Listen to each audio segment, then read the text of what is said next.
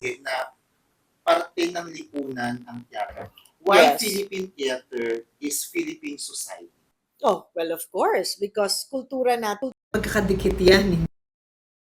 Yung mapapanood mo sa sahiyon. Talking about today, yesterday, or maybe tomorrow. Kahapon, ngayon at bukas. Parang ganyan. Anong mga issue sa teatro at sa lipunan yung aabangan, without spoiling, Yeah. aabangan dito sa Septic Tank 4? Natatalakay ninyo. Yeah.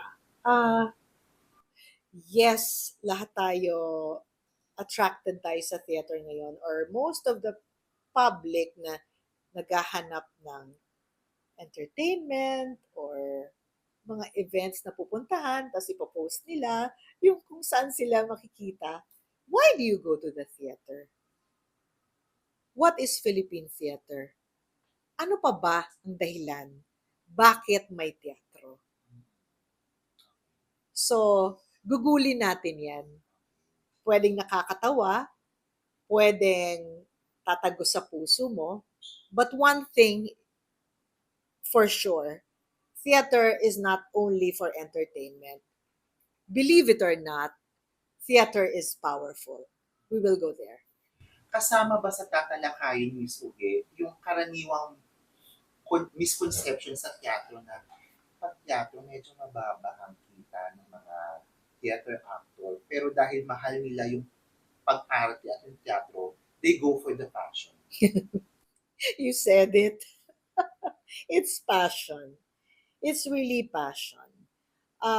Passion, sweat, blood, tears. Because I think the theater people are here because the soul dictates it. So baka gutom ka, yung katawang tao mo gutom, pero yung kaluluwa mo busog na busog. So, pero matalino naman ang mga tao sa teatro. Alam naman namin paano magbalanse. Hindi naman kami sasabak sa gutom kung hindi kami nakaipon.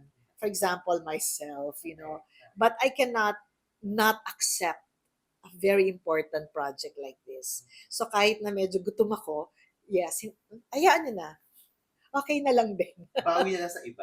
Babawi na lang tayo sa ibang paraan. Basta ang importante, yung kaluluwa natin busog.